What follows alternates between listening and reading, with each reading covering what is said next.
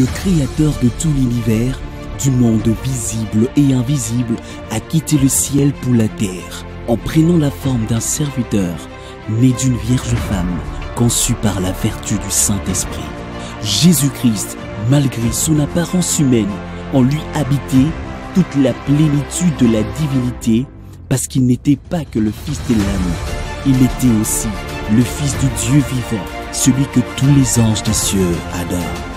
Il est le seul envoyé de Dieu qui a apporté aux hommes la grâce et la faveur divine d'être sauvés et d'avoir, par la foi en son nom, la vie éternelle. Connaître le Fils de Dieu, tel est le thème de l'année 2021 que le ministère Zoé Tabernacle vous présente, à vous qui avez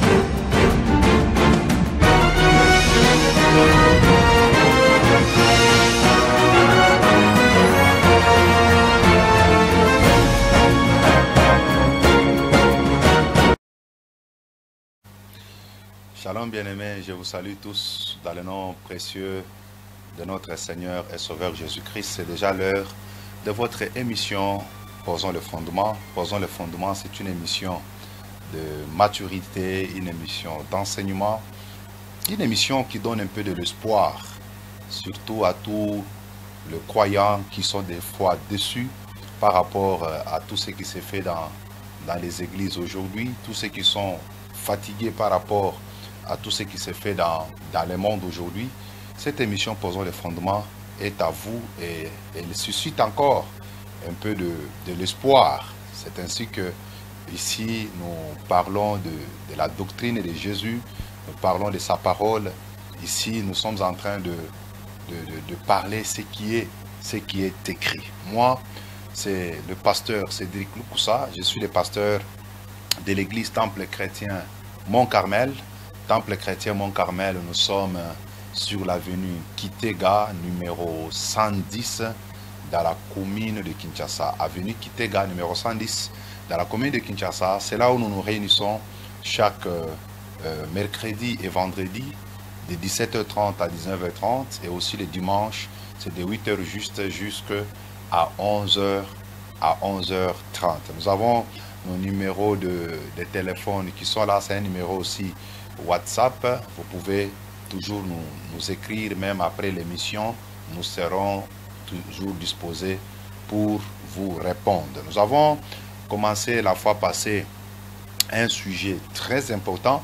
Nous l'avons intitulé « Les combats de la foi en ces temps de la fin ». Les combats de la foi en ces temps de la fin. Et aujourd'hui, c'est la deuxième partie ou le deuxième numéro de notre sujet, les combats de la foi en ces temps de la fin. Nous avons trois textes que je considère comme étant les textes de base, que je vous prie d'ailleurs de lire. Alors, Luc chapitre 8, et plutôt Luc chapitre 18, je m'excuse, Luc chapitre 18, le verset 8e. Nous pouvons lire Luc chapitre 18, le verset 8. Je vous l'ai dit, il leur fera promptement justice. Mais quand le Fils de l'homme viendra, trouvera-t-il la foi sur la terre? Quand le Fils de l'homme viendra, trouvera-t-il la foi sur la terre? Nous pouvons encore ajouter un Jude, le verset 3 et le verset 4. La Bible dit, bien-aimés, comme j'ai désiré vivement vous écrire au sujet de notre salut commun. Donc le salut, il est commun.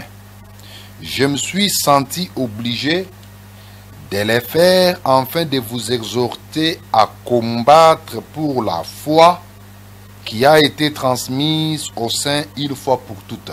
À combattre pour la foi qui a été transmise une fois pour toutes, car il s'est glissé parmi vous certains hommes dont la condamnation est écrite depuis longtemps.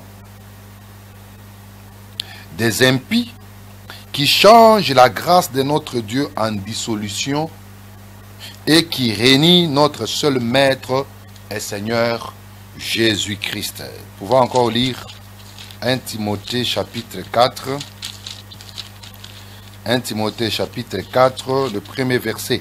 Mais l'Esprit dit expressement que dans le dernier temps, quelques-uns abandonneront la foi pour s'attacher à des esprits séducteurs et à des doctrines de démons. Vous voyez que au travers des Écritures que nous venons de lire, surtout en Luc chapitre 18, c'est une parabole, je l'ai expliqué la fois passée.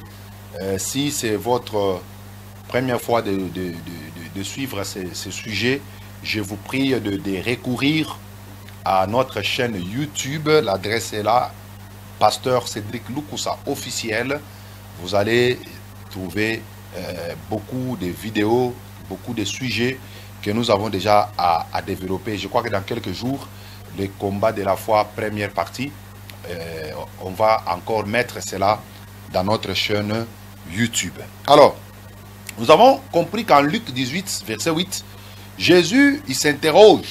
Il dit, quand je reviendrai, trouverai-je la foi sur la terre? Et nous avons montré que la préoccupation de Jésus dans ces textes montre que un jour, il y reviendra. Et il s'est préoccupé dans le sens que quand il y reviendra, est-ce qu'il va trouver la vraie foi sur la terre? C'est-à-dire, avant le retour de Christ, en d'autres termes, Jésus voulait dire qu'avant mon retour, la foi authentique, la foi sincère sera rare, pour ne pas dire disparaître, parce que c'est impossible pour que la vraie foi disparaisse de la terre. Même si vous pouvez voir plusieurs personnes sombrer par rapport à leur foi, mais il y a toujours certaines personnes qui gardent la foi. On les appelle, c'est la classe des vainqueurs, la race des vainqueurs. Jésus dit, quand il reviendra, la foi devrait-il être là, devrait-il trouver la foi sur la terre? Il s'est préoccupé par rapport à cela. Alors, en Jude chapitre 1, verset 3, l'apôtre Jude, il avertit les disciples. Il dit, je vous exhorte à combattre pour la foi qui a été transmise au sein une fois pour toutes. Il y a une seule foi. Ça, c'est Éphésiens chapitre 4, nous l'avons montré. Il y a une seule foi. Il n'y a pas deux fois. La foi, Jésus l'avait transmise à ses apôtres. Les apôtres ont aussi transmis à la génération qui a suivi, jusqu'à nous aujourd'hui. Nous aussi, nous allons prendre la même foi et nous allons la transmettre aussi à nos enfants. Et en 1 Timothée chapitre 4, verset 1er, il est écrit là-bas que l'Esprit dit expressément que dans les derniers temps, plusieurs abandonneront la foi. Voilà. Raison pour laquelle nous devons combattre pour la foi, parce que dans les derniers temps, dans le temps de la fin, beaucoup de gens vont abandonner la foi. C'est ainsi que la fois passée, nous avons expliqué d'abord qu'est-ce que c'est le temps de la fin. Parce que beaucoup parlent du temps de la fin aujourd'hui. C'est ainsi que nous avons montré plusieurs expressions qui parlent du temps de la fin. Nous avons dit que le temps de la fin peut représenter les derniers temps. Dans la Bible, les derniers temps, c'est en Hébreu, chapitre 1, le verset 1 à 2. Les temps de la fin est aussi appelé toujours dans les Écritures la fin de toutes choses. La fin de toutes choses, c'est 1 Pierre chapitre 4, le verset 7. Nous avons dit aussi le temps de la fin, on peut aussi appeler ça la fin des siècles. La fin des siècles, c'est en 1 Corinthiens chapitre 10, le verset 11. Le temps de la fin, on peut aussi appeler ça les derniers jours. Les derniers jours, c'est en 2 Timothée chapitre 3, le verset 1er. Et aussi, le temps de la fin, on peut appeler cela la dernière ère. C'est en 1 Jean chapitre 2, le verset 18. Toutes ces expressions parlent toujours du temps de la fin. Alors, il faut comprendre maintenant, quand on parle de la fin, les temps de la fin, c'est quoi? C'est ainsi que nous avons dit que le temps de la fin, c'est la période, c'est toute une période qui sépare la première venue et la seconde venue de Jésus. Donc, lorsqu'on parle du temps de la fin, ce n'est pas une année, ce n'est pas quelques mois ou quelques jours, mais c'est plutôt plusieurs jours. C'est toute une longue période qui sépare la première venue de Jésus jusqu'à sa seconde venue. J'ai expliqué ça. C'est tout cet espace-là, toute cette période qui sépare la première venue et la deuxième venue de Jésus, c'est ce qu'on appelle le temps de la fin ou les derniers jours. Parce que dans les Écritures que je vous ai données là-bas, vous allez voir que quand Jésus était né, quand il était venu pour sa première fois, pour racheter l'homme, sauver l'homme, on a appelé ces temps-là les derniers jours, les derniers temps. Le temps de la fin des siècles, on a appelé ça comme ça. Vous voyez un peu cela? Le jour que le Saint-Esprit était descendu à la Pentecôte, en Actes chapitre 2, vous allez vous rappeler. L'apôtre Pierre a dit, ce que vous voyez, les gens parlaient en langue, prophétisaient, c'est ce que Joël avait parlé, que dans les derniers jours, je répandrai de mon esprit sur toute chair. Donc, lorsque le Saint-Esprit était descendu à la Pentecôte, c'était déjà les derniers jours, c'est-à-dire le temps de la fin. Alors, quand quelqu'un aujourd'hui peut s'élever pour dire, je suis le seul prophète du temps de la fin, c'est faux. Le temps de la fin avait déjà commencé depuis la venue de Jésus. L'agneau devait paraître au temps de la fin. Donc, le moment où Jésus était né, c'était déjà le temps de la fin. Et précisément lorsque le Saint-Esprit était descendu pour la première fois dans la chambre haute en acte 2, c'était le temps de la fin, l'inauguration même du temps de la fin. C'est à ce moment-là que le temps de la fin avait commencé. Jusqu'à aujourd'hui, nous sommes dans le temps de la fin. L'église fonctionne dans le temps de la fin. Quand je parle de l'église, je ne vois pas les églises locales, je vois d'abord l'église universelle. Elle fonctionne au temps de la fin déjà. Donc, le temps de l'église, c'est le temps de la fin. Donc, quelqu'un ne peut pas commencer à se frapper la main sur la poitrine pour dire qu'il est le prophète, le seul prophète du temps de la fin. Non. Toutes les églises, les vraies églises, sont les églises du temps de la fin. Il n'y a pas une congrégation quelconque à laquelle on peut attribuer comme étant l'église du temps de la fin. Non. Vous voyez mes frères, que personne ne vous trompe. Ici, c'est posons les fondements. Et posons les fondements, nous sommes dans les Écritures. Je n'invente rien. Réalisez les Écritures. Ou si, parce que je n'ai pas assez de temps pour lire tout ça, parce que j'en avais parlé la fois passée. Recourez seulement à notre chaîne YouTube. Vous serez bénis énormément. Pasteur Cédric Lukusa, officiel. Entrez là-bas. Vous allez suivre calmement avec des blocs-notes. Vous allez écrire et ça va beaucoup vous aider. J'espère qu'au niveau du temps de la fin, vous avez compris. Parce que notre thème, c'est le combat de la foi en ce temps de la fin. Quand nous avons compris que le temps de la fin, c'est la période qui sépare la première venue de Jésus jusqu'à sa seconde venue. Donc jusqu'à aujourd'hui, nous sommes tous dans le temps de la fin. Tous les serviteurs de Dieu qui travaillent depuis le temps des apôtres jusqu'à aujourd'hui, ce sont toujours des serviteurs du temps de la fin. Alléluia. Et pour nous, l'Église, le temps de la fin prendra fin avec l'enlèvement. Mais pour Israël, le temps de la fin pour lui prendra fin avec l'entrée dans le millénium. Alléluia. Très important. Alors, le deuxième point, après avoir expliqué qu'est-ce que c'est le temps de la fin, je vais expliquer sur la foi dans notre contexte. C'est-à-dire par rapport au sujet, les combats de la foi en ce temps de la fin. Qu'est-ce que nous entendons par la foi? Parce qu'en Luc 18, le verset 8, Jésus dit, quand je reviendrai, trouverai-je la foi sur la terre? Dans ce contexte-là, la foi veut dire quoi? Alléluia. Alors, il est d'abord très important de savoir que dans la Bible, nous avons plusieurs sortes de foi. La première chose, ou la première sorte, c'est ce que j'appelle la foi salvatrice.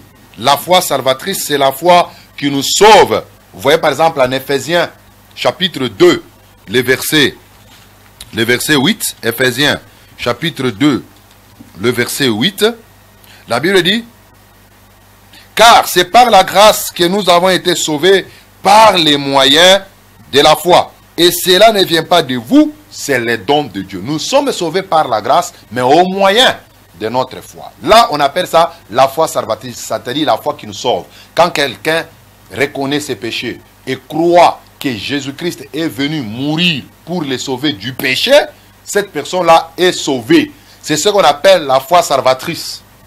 En Jean, chapitre 3, le verset 16, c'est une écriture vraiment courante, familière aux croyants. C'est que Jésus dit, Dieu a tant aimé le monde, il a donné son Fils unique, afin que quiconque croit au Fils, qui ne meurt point, mais qu'il ait la vie éternelle. Donc la foi salvatrice, c'est la foi qui nous donne la vie éternelle. Vous voyez, le problème aujourd'hui, c'est que beaucoup de gens croient à leurs prophètes, à leurs apôtres, à leurs églises, mais ne croient pas en Jésus. C'est pourquoi beaucoup seront perdus et sont perdus. La foi qui sauve, ce n'est pas la foi dans un homme, ce n'est pas la foi dans ton apôtre majeur, ce n'est pas la foi dans ton prophète majeur, ce n'est pas la foi dans ton bishop, ni la foi dans les papes. Vous voyez? Mais c'est la foi en Jésus-Christ. Quand vous croyez en Jésus, vous croyez que Jésus est le Fils de Dieu, c'est-à-dire Dieu manifesté dans la chair. Quand vous croyez de cette manière-là, vos péchés sont pardonnés, vous êtes justifiés, vous êtes sauvés. Vous avez la vie éternelle. Et si vous voulez approfondir ces points, entrez toujours dans notre chaîne YouTube. Vous allez voir là-bas un sujet que j'avais développé, les éléments de base de la doctrine chrétienne. Il y a un point où j'ai parlé sur la doctrine de la foi. C'est là où j'ai développé ces points. Alors, la deuxième sorte de la foi, on appelle ça la foi comme fruit de l'esprit. La foi comme fruit de l'esprit. En Galates chapitre 5, le verset 22, on nous parle de la foi comme fruit de l'esprit. Parce que parmi les composantes du fruit de l'esprit, on parle de l'amour et consort, et on parle aussi de la foi. Donc la foi peut être comme un fruit de l'esprit. Très important. Troisième sorte de la foi, c'est la foi comme don du Saint-Esprit. La foi comme don du Saint-Esprit. C'est en 1 Corinthiens chapitre 12, le verset 9. 1 Corinthiens 12, 9. L'apôtre Paul dit, il y a plusieurs, le corps a plusieurs membres, mais c'est un seul corps. Il y a un seul esprit, un seul Seigneur. Il y a plusieurs dons, mais un seul Seigneur. Et parmi les dons, on parle aussi du don de la foi. C'est grâce à ces dons qu'on peut opérer des miracles. C'est grâce au don de la foi qu'on peut déplacer des montagnes. Comprenez un peu cela? C'est grâce au don de la foi qu'on peut être guéri d'une certaine maladie ou être sauvé d'une certaine situation. Ça, c'est la foi comme don du Saint-Esprit. Elle démontre la puissance de Dieu. Mais mes frères, en Luc chapitre 18, le verset 8, la foi dont il est question là-bas, il ne s'agit pas de la foi salvatrice, il ne s'agit pas de la foi comme fruit de l'esprit, il ne s'agit pas de la foi comme don du Saint-Esprit, mais là, il s'agit bien de la foi comme doctrine. Waouh! La foi comme doctrine. Donc quand nous parlons le combat de la foi en ces temps de la fin, donc c'est un problème de la doctrine. Parce que la doctrine, c'est le fondement. Quand une maison a un mauvais fondement, quel que soit ce que vous pouvez faire, quel que soit l'embellissement, les moyens que vous pouvez engager pour cette maison-là, sachez qu'un jour, quand un petit vent viendra, la maison va s'écrouler. Raison pour laquelle vous allez voir que les grandes maisons, qui contiennent plusieurs étages, on travaille plus sur la fondation. Parce que quand le fondement est bon, la maison peut résister au vent et aux tempêtes. C'est pourquoi vous allez voir qu'aujourd'hui, Satan, quand il entre dans l'église, il ne combat pas d'abord les miracles. Mais Satan combat la doctrine. Parce qu'il sait que dès qu'il touche à la doctrine, il va renverser l'église tout entière. La foi, dans notre contexte, c'est la doctrine. Le temps où nous sommes, c'est le combat de la doctrine que nous devons faire. Lorsque l'apôtre Jude dit, combattez pour la foi qui a été transmise aux saints une fois pour toutes. Il parlait de la doctrine. L'église est église lorsqu'elle est posée sur l'enseignement des apôtres. C'est ça l'église. Lorsqu'elle est posée sur l'enseignement des apôtres. C'est pourquoi vous allez voir par exemple en Ephésiens chapitre 2, le verset 20. Je vous prie un peu de lire ça. Ephésiens 2, verset 20. Écoute ce que l'apôtre Paul dit à l'église d'Éphèse. Il dit, vous avez été édifiés, bâtis, construits sur le fondement des apôtres. C'est un seul fondement. Et des prophètes. Jésus-Christ lui-même étant la pierre angulaire. Nous avons été édifiés. L'église est bâtie. L'église est fondée. L'église se repose. L'église a pour colonne l'enseignement des apôtres. Donc, là où il n'y a pas l'enseignement des apôtres, on ne peut pas parler d'une église. C'est pourquoi aujourd'hui, supportez-moi les termes, il y a des boutiques des hommes, pas des églises. Plusieurs sont des boutiques des hommes. Voyez un peu cela. Mais l'église de Jésus, c'est là où il y a son enseignement. Mais Satan aujourd'hui, lorsqu'il entre dans l'église, il est tenté de renverser l'enseignement de Jésus. On ne voit pas ça. On ne voit pas l'enseignement des apôtres. On ne voit pas la doctrine. Mes frères, écoutez-moi. L'église, même l'église, supporter les termes qu'on peut appeler l'église du Congo, est tentée de traverser un moment très compliqué. Un moment très compliqué. À tel point que, quand on entre dans ce qu'on appelle l'église, on a du mal à savoir si seulement c'est une église, c'est une boîte de nuit, c'est un bistrot, c'est un restaurant. On a du mal à retrouver les traces des apôtres. C'est pourquoi l'émission Posons le fondement est là. C'est pourquoi la chaîne ZM est là. C'est pour ramener les enfants de Dieu à ce qui est essentiel, à Jésus. C'est pourquoi ici nous ne prêchons pas les hommes. Nous prêchons Jésus et sa doctrine. Parce que les pharisiens, n'oubliez pas, ils avaient dit à Jésus, tu as amené une nouvelle doctrine. Exactement. Pour les pharisiens, Jésus est venu avec une nouvelle doctrine. Et il est très important que nous puissions connaître quelle est la doctrine de Jésus. Parce que c'est ça la foi. Mes frères, qu'est-ce que c'est la doctrine? D'une manière simple, je vous épargne de beaucoup de termes compliqués. La doctrine, c'est l'ensemble des prescriptions du Seigneur à ses disciples. Quand on parle de la doctrine chrétienne, c'est l'ensemble des prescriptions de Jésus à ses disciples. Matthieu chapitre 28, le verset 20.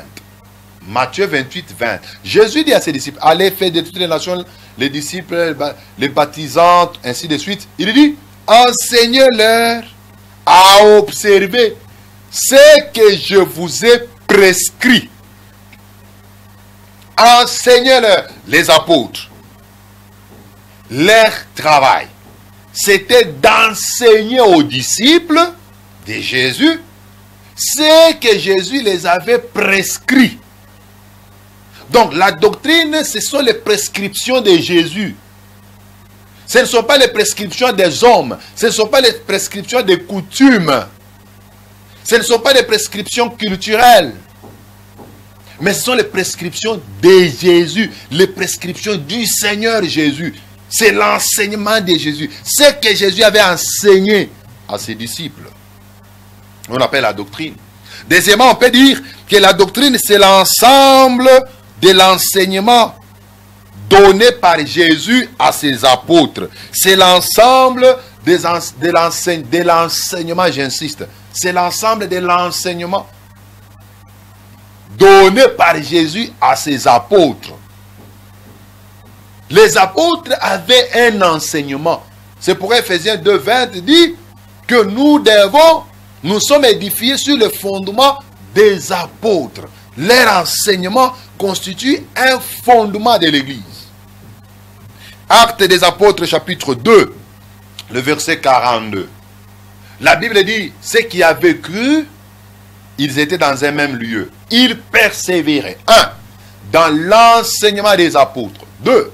Dans la fraction du pain. 3. Dans la communion fraternelle. 4. Et dans les prières. C'est ce qu'on appelle les 4 piliers de l'église primitive. Mais premièrement, on nous dit, ils persévéraient dans l'enseignement des apôtres. C'est-à-dire, les apôtres avaient un enseignement. C'est pour cet enseignement-là, ils se sont même dit, nous ne pouvons pas commencer à aller servir aux tables, choisissez des diacres. Afin que nous puissions nous confier plus à la prière et à l'enseignement. Aujourd'hui, le mal que nous avons dans ce qu'on appelle l'église aujourd'hui, c'est l'absence de l'enseignement. Parce que beaucoup des églises locales, des assemblées, ce sont des groupes de prière. Ce ne sont pas des églises. Parce que dans un groupe de prière, vous allez trouver que là-bas, l'activité principale, c'est la prière. Mais dans une église, la prière n'est pas la seule activité principale. Il y a l'enseignement. C'est pourquoi ce n'est pas tout le monde qui peut commencer l'église. Tous ceux qui ont le don du Saint-Esprit n'ont pas le droit de commencer l'église. Aujourd'hui, quand quelqu'un prie pour les malades et les malades sont guéris, automatiquement, il met là-bas, ministère de guérison. Il devient pasteur. Si quelqu'un voit seulement une vision, des songes, il donne des prophéties qui réussissent, comme le Kino aime dire, et Simbi. A Betika, l'Isakolika mi balé, ce que Simbi et Sili, a comme Mosakoli. A comme Kitarantala Yakolo, comme on aime les appeler ici à Kinshasa. Et puis il commence l'église. Et quand vous arrivez là-bas, vous sentez que l'activité, l'église tourne autour seulement de son don spirituel. L'église tourne autour de la prophétie. L'église tourne autour du don de guérison. Non! L'église, ce n'est pas comme ça. Dans l'église, il y a le ministre. Et ces ministres sont les ministres appelés authentiquement de Dieu pour enseigner les peuples, équiper les peuples. Plus tard, on va parler sur le ministère. On va parler beaucoup de choses. Mais beaucoup aujourd'hui ne sont pas ministres. Ce sont des frères qui ont juste le don du Saint-Esprit. C'est pourquoi quand vous entrez dans les églises, là, il n'y a pas l'enseignement. Il n'y a que les chants. Où les gens peuvent vous danser 1 heure du temps, 2 heures du temps, et ils font des cris. Alléluia, alléluia. Il faut beaucoup de bruit. Mais, pour la prédication, c'est 15 minutes. Et quand on commence à prêcher, les gens dorment. Les chantres sont à l'extérieur et ils n'écoutent pas la parole. Après, quand on termine à prêcher 15 minutes, il revient, il danse encore. Et on fait les appels des fois, on met les offrandes et puis c'est terminé. Mes frères, et les gens passent des temps dans des choses comme ça, des années et des années. Quelqu'un, il est dans l'église, mais il n'a aucune connaissance de Jésus. Il ne connaît pas Jésus. Pour lui, il connaît un Jésus historique, un Jésus de photos. C'est tout ce qu'il connaît. Il ne connaît pas la parole. Il ne connaît même pas ce qu'on appelle la rédemption. Il ne connaît pas ce qu'on appelle l'adoption. Il ne connaît pas ça, la justification. Il ne connaît pas ça. Mais il se dit, il est chrétien. Tout ça, c'est quoi? Parce qu'il est derrière, non un ministre, mais il est derrière un frère qui a un don. C'est ça le problème. L'enseignement doit être là. Les apôtres enseignaient. Ils prenaient plus de temps pour enseigner l'église. Parce que l'enseignement communique la connaissance. L'enseignement amène les hommes à l'unité de la foi. Pourquoi aujourd'hui nous avons plusieurs problèmes dans les églises? Parce qu'il n'y a pas l'unité de la foi. Et ce qui amène à l'unité de la foi, c'est l'enseignement. La Bible dit l'église primitive persévérait dans l'enseignement des apôtres. C'est pourquoi il faut connaître aujourd'hui l'enseignement des apôtres. Là, c'est quoi? C'est ça la doctrine. Quand nous parlons de la doctrine, c'est ce que nous croyons. Ce que nous croyons. Tu crois à quoi? Aujourd'hui, vous allez voir, il y a d'autres Dans certaines églises, on accepte les ministères de la femme. Dans d'autres églises, on n'accepte pas les ministères de la femme. Qu'est-ce que la Bible dit? Parce qu'aujourd'hui, nous constatons beaucoup de mamans prophétesses, des mamans apôtres. Qu'est-ce que la Bible dit par rapport à ça? Vous allez voir ici, on utilise l'huile. Là-bas, on n'utilise pas. D'autres aujourd'hui commencent à utiliser même des parfums, des bougies. Dans l'église aujourd'hui, qu'est-ce que les apôtres ont dit par rapport au ministère de la femme? Qu'est-ce que les apôtres ont dit par rapport à l'habillement de la femme? Qu'est-ce que les apôtres ont dit par rapport aux chantres? Qu'est-ce qu'ils ont dit par rapport aux croyants? Qu'est-ce qu'ils ont dit par rapport aux affaires? Qu'est-ce qu'ils ont dit par rapport à Jésus? Mes frères, nous sommes dans un temps terrible. Un temps terrible. Waouh! Pourquoi combattre pour la foi? C'est le troisième point. Pourquoi devrions-nous combattre pour la foi? Il y a environ 5 raisons que je vais vous proposer. La première raison, c'est que nous devons combattre pour la foi pour ne pas faire naufrage par rapport à la foi. Pour ne pas faire naufrage par rapport à la foi. Parce qu'il y a des gens qui peuvent faire naufrage à la foi. 1 Timothée, chapitre 1, le verset 18 à 20. L'apôtre Paul dit, les commandements que je t'adresse, Timothée, mon enfant, selon les prophéties faites précédemment à ton sujet, c'est que d'après elles, tu combattes les bons combats. Quand on parle du combat de la foi, ce n'est pas Satan, je te chasse, les démons, je vous lis. On lit même les démons aujourd'hui dans les églises. On lit Satan. Ah Seigneur, aie pitié de nous. Que tu combattes les bons combats de la foi. On dit, les bons combats plutôt, en gardant la foi et une bonne conscience. Tu dois combattre les bons combats et tu dois garder la foi. Et non seulement la foi, mais aussi une bonne conscience. Cette conscience, quelques-uns l'ont perdue et ils ont fait naufrage. Ils ont fait naufrage par rapport à la foi. Vous voyez, quand on parle de naufrage, vous voyez les bateaux. Quand un bateau se noie dans l'eau, on peut parler de naufrage. Donc il y avait les gens qui avaient la foi, mais qui ont sombré, qui ont fait naufrage. Leur foi a été détruite. Si vous ne combattez pas pour la foi, votre foi va faire naufrage. Ça va se noyer. La foi, votre foi va disparaître. Parce que l'ennemi s'arrange aujourd'hui pour amener les gens qui avaient la foi à faire naufrage. Regardez seulement ce qui se passe. On pouvait fuir le monde pour revenir à Christ, à l'église. Mais nous venons à l'église, nous trouvons encore le monde là-bas. Et l'ennemi aujourd'hui, regardez seulement les choses, les événements, hein, comment ça se passe dans notre pays et surtout dans notre ville de Kinshasa. Mes frères, vous allez voir seulement, tel pasteur a fait tel scandale, tel frère a fait tel scandale, tel chantre. Et puis, on touche seulement les gens renommés. Parce qu'en matière de foi, il y a des gens, des aînés de la foi. Ils sont là. Ils servent d'appui à la nouvelle génération. Mais vous allez voir maintenant que Satan est en train de s'attaquer aux aînés. Et il les amène à faire des choses horribles.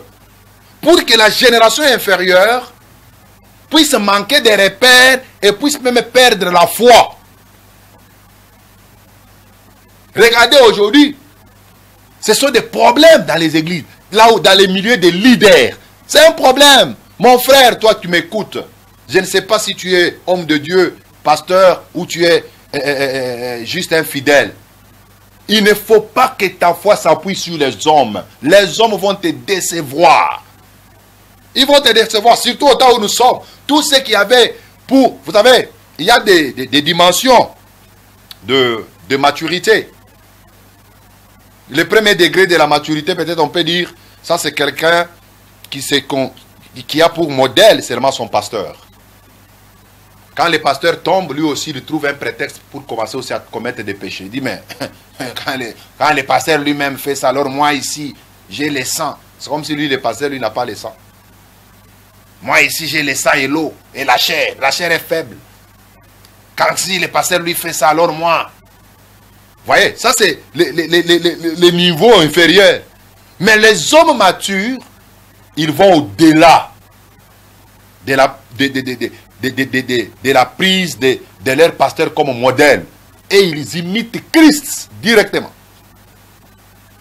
À ce moment-là, même si le pasteur tombait, même si le pasteur commettait l'erreur, lui, sa foi ne peut pas faire naufrage. Parce que lui, il sait que le pasteur est un homme, il est faillible, mais Jésus-Christ, il est infaillible. C'est pourquoi, même nous, les hommes de Dieu, prêchons les gens, prêchons nos membres à aimer Jésus. À aimer Jésus et nous aimer plus. Ne prenons pas prédicateur, s'il vous plaît. Ne prenons pas la place de Jésus dans le cœur des gens. Parce que les jours que tu vas tomber ou les jours que tu vas mourir, il y a même certains qui ont abandonné la foi parce que son pasteur est mort. Il dit, écoute, mais ah ouais, Kanga, il commence à aller chercher refuge ailleurs. Pourquoi? Parce qu'il s'est confié plus dans l'homme.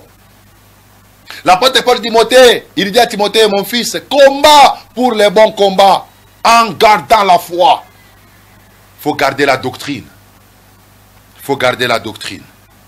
La deuxième raison, nous devons combattre pour la foi, pour ne pas s'écarter de la foi. Nous devons combattre pour ne pas s'écarter de la foi.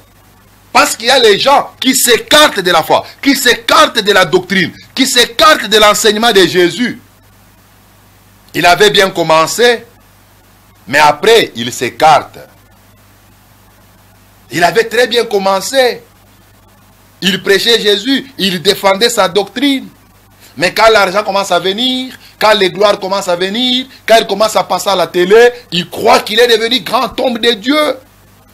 Il commence maintenant à s'écarter des choses qu'il avait enseignées au départ.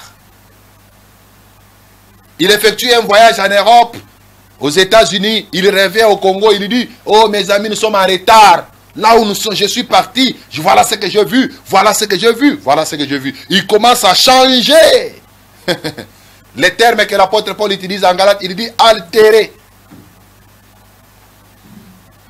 C'est terrible, mes frères. Nous devons garder la foi.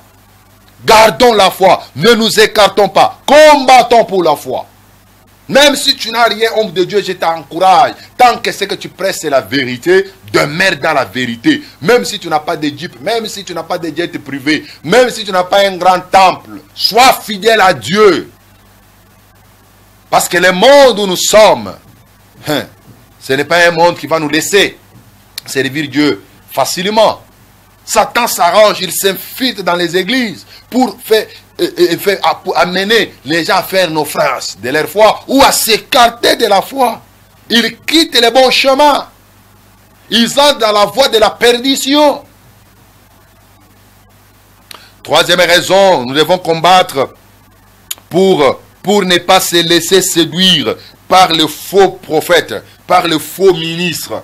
En Jude, verset 3, le verset 4. La Bible dit, nous devons combattre pour la foi qui a été transmise au saints une fois pour toutes, car il s'est infiltré plusieurs faux prophètes au milieu de nous. Plusieurs faux ministres, plusieurs faux apôtres sont au milieu de nous. Ils sont là pour séduire. Je sens que je peux encore relire le verset 4. Car il s'est glissé. Voilà. Parmi vous, certains hommes dont la condamnation est écrite depuis longtemps, des impies. On les appelle les impies.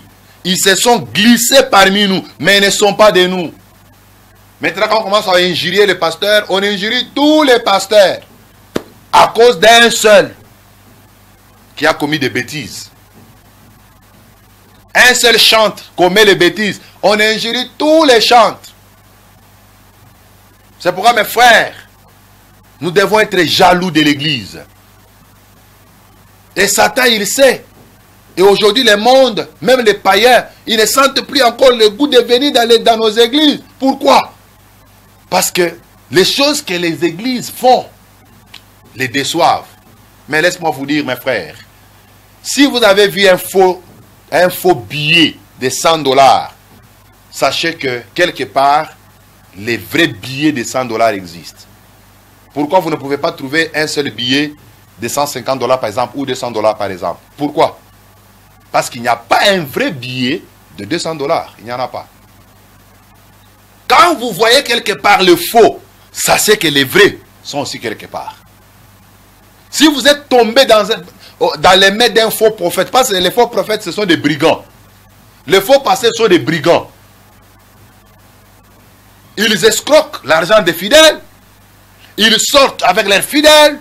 Ils commettent l'infidélité, l'impudicité avec leurs fidèles. Ce sont des choses horribles qui se passent aujourd'hui. Et aujourd'hui, ils ne se cachent même plus. Ils sont sur les réseaux sociaux. Ils ont beaucoup de vues. Ils se font de l'argent. Et quand ils commettent des bêtises, ils amènent ça sur les réseaux sociaux. Nous sommes dans un temps où quelqu'un, quand il fait ses bêtises en cachette, il a le courage de venir les raconter sur les places publiques. Alors que quand tu commettais ces péchés-là, vous étiez à deux ou seul. Mais ça devient maintenant l'affaire de tout le monde. Quelqu'un commence à raconter comment il est tombé. Et ils font toutes ces choses-là pour avoir de l'argent sur YouTube. Ils veulent qu'on les appelle les youtubeurs. Mes frères, il s'est glissé parmi nous des hommes impies. Mais du moins, la condamnation pour ces gens-là est déjà écrite. C'est déjà arrêté. C'est déjà arrêté. C'est pourquoi nous devons combattre pour la foi, pour ne pas se laisser séduire. Satan sait. Quand il était descendu dans le jardin d'Éden, il n'est pas allé vers Adam parce qu'il était l'image de Dieu. Adam, l'homme, représente Dieu. Mais il est allé vers la femme. C'est comme ça qu'aujourd'hui, Satan, au lieu d'attaquer Jésus directement, parce qu'il sait qu'il va échouer, il attaque à l'épouse de Jésus. Et je crains, comme l'apôtre Paul, que nos pensées se corrompent comme Ève s'était corrompue. Quatrième raison, nous devons combattre pour la foi, pour faire face à l'apostasie qui doit venir dans l'église. L'apostasie est pour l'église. En 2 Thessaloniciens, chapitre 2, le verset 3. Parmi les signes de la seconde venue, l'apôtre Paul dit, il faut que l'apostasie vienne. L'apostasie, c'est ce qu'on appelle l'abandon de la foi. 1 Timothée 4, verset 1 a dit, l'Esprit dit expressément, dans les derniers temps, plusieurs abandonneront la foi. Pas tous, mais plusieurs. Ils vont abandonner la foi. L'abandon de la foi, c'est ça l'apostasie. Quand on dit que quelqu'un est devenu apostat, ce n'est pas qu'il ne priera plus. L'apostasie pour l'église, ce n'est pas quelqu'un, les gens vont commencer à brûler les Bibles. Non, non, ce sont les gens qui porteront de grosses Bibles, qui feront de longues prières, même des jeunes, mais en dehors de la doctrine de Jésus. Tout ce que vous faites, si vous n'êtes pas dans la doctrine de Christ, vous passez votre temps. L'apostasie viendra. L'apostasie viendra. Et aujourd'hui, nous sommes en train de vivre cela.